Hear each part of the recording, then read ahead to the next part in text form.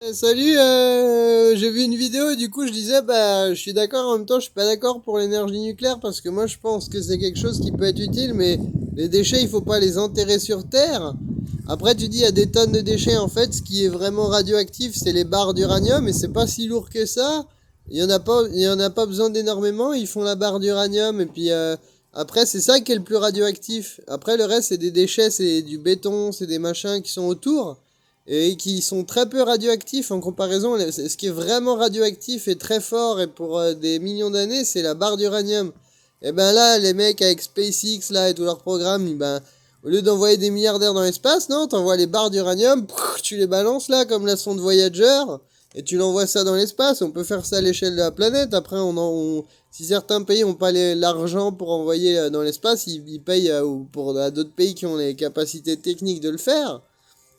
Mais ce serait pour moi la meilleure manière de gérer les déchets radioactifs. Puis je sais pas si l'espace, si tu envoies un truc en ligne droite et peut-être ça revient, mais dans combien de temps ça reviendrait quoi? Je veux dire, il y aura le temps là que tout soit de traverser tout l'univers là, même si c'est à 100 km secondes, la vitesse de la lumière déjà il faut des millions d'années-lumière donc on balance les déchets comme ça, pas trop vite en plus, jamais au cas où ils reviendraient dans notre gueule. On envoie les déchets les plus lourds, et puis ce qui est pas très radioactif, ben, on réunit tout dans un endroit, un désert, tu mets ça dans un désert, personne, si tu t'en fous, il n'y aura pas d'arbres, il n'y a pas d'eau qui va être contaminée, il n'y a rien. Fous ça dans le désert, même pas besoin d'enterrer, tu laisses ça dans... Moi après, il faudrait rembourser les nomades, etc. qui habitent dans le désert, mais tu fous tout ça dans un désert, et puis voilà. Bah pour moi, ce serait le truc le plus logique à faire pour gérer la radioactivité. Sauf que ça coûterait de l'argent, mais c'est ce qui serait le plus sain pour la planète. Parce que une fois que c'est dans l'espace, les barres d'uranium vraiment radioactives qui foutent la merde, bah y a pas de problème. Après, j'en ai discuté avec mon père, il m'a dit ouais, mais regarde, ça fait comme avec la fusée là où les 7 mecs, il m'a dit c'était une époque reculée, hein. Et la fusée a explosé. Ben, il a dit là, t'as une belle retombée atomique sur tout partout, quoi. Donc ouais, ça c'est vrai que ça serait risqué.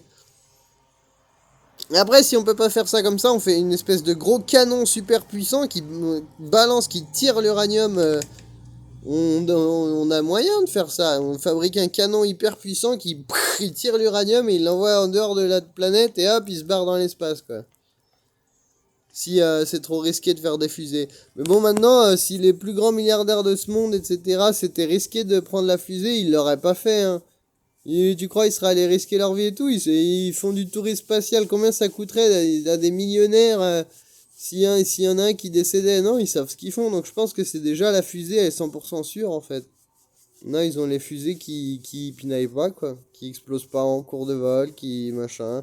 Tu fais bien attention. Non, pour moi, le nucléaire, ça peut être géré. On pourrait faire ça dans tous les pays.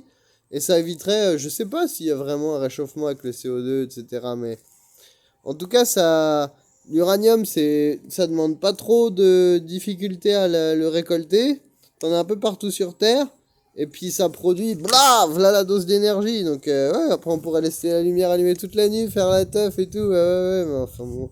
Bah c'est mon avis, hein. Non, pour moi, ouais, le nucléaire, c'est... Et puis en plus, là, on en est au début de ce qu'on connaît du nucléaire. Ben, on va trouver des trucs encore plus avancés. Peut-être qu'ils les ont déjà trouvés, ils veulent juste pas... Bah, juste, les centrales, elles coûtent de l'argent, machin, et puis si on dit, ah, il faut qu'on reconstruise d'autres trucs, peut-être ils disent non, économiquement, c'est plus intéressant, puis on s'en fout, on met le nucléaire, on enterre ça, bah, ouais, voilà. Oh non, faire des fusées, c'est trop cher, non, non, vous êtes malade, non, non, on va juste enterrer ça, quoi, puis on s'en bat les couilles des conséquences, ce sera pour les enfants de demain. Bah, pour moi, ce serait la gestion la plus logique du nucléaire, quoi. Sinon,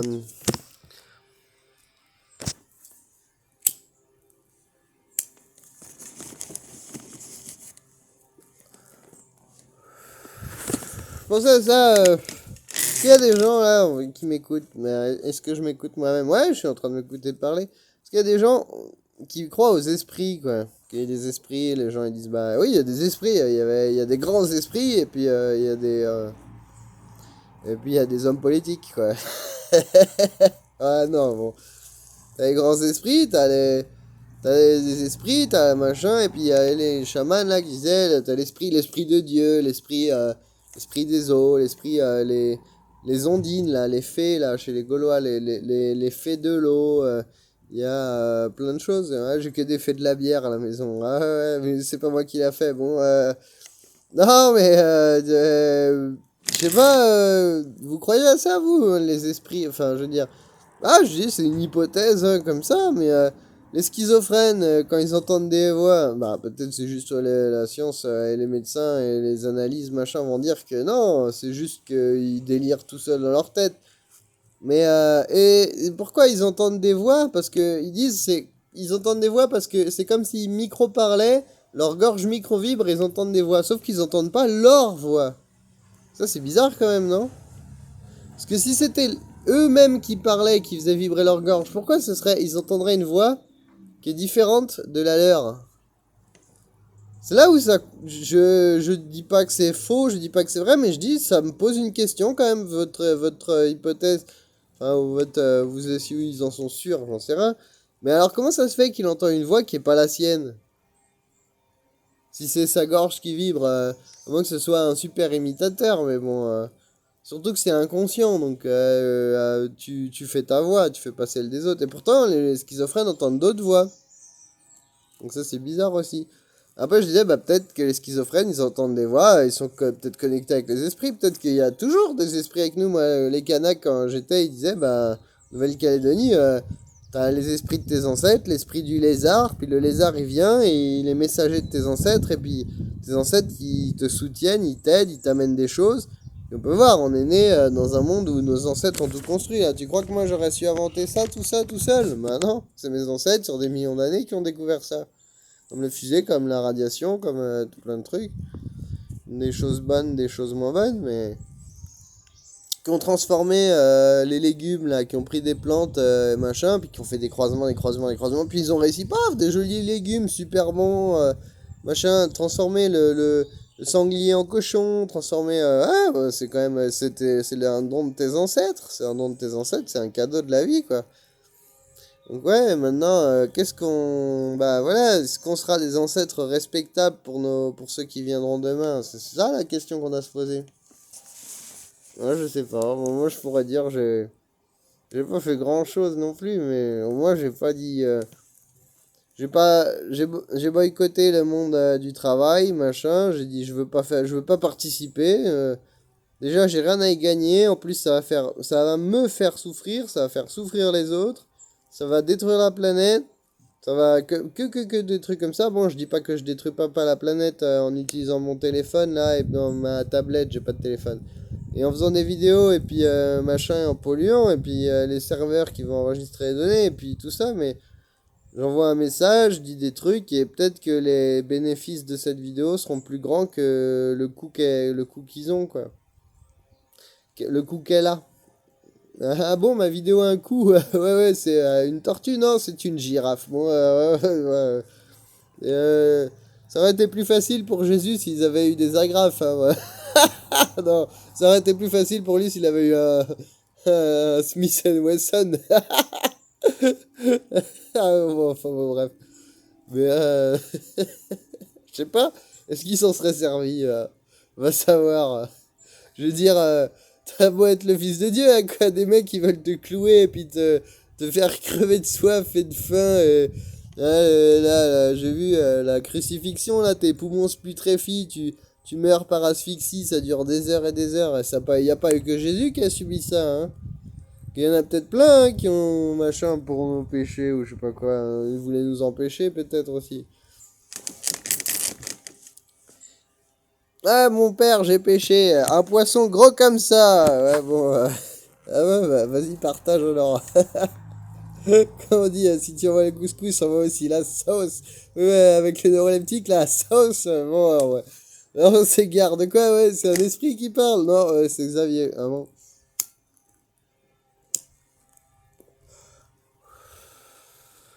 Non, mais. Bah voilà, quoi. S'amuser, et puis.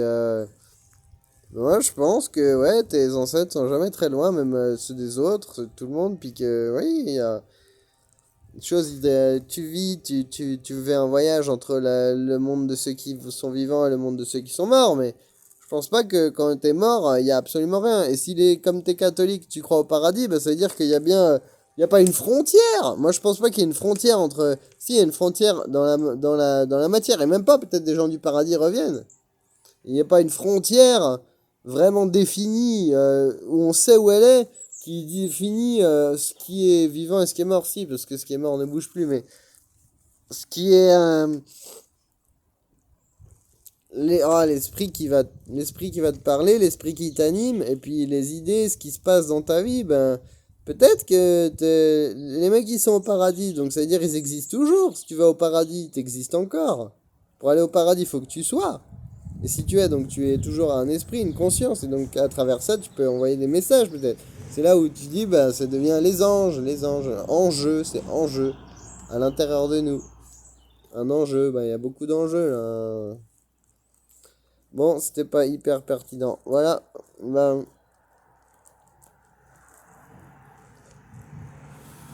having a good time, et puis, bah, juste vidéo, quoi, comme d'hab, quoi.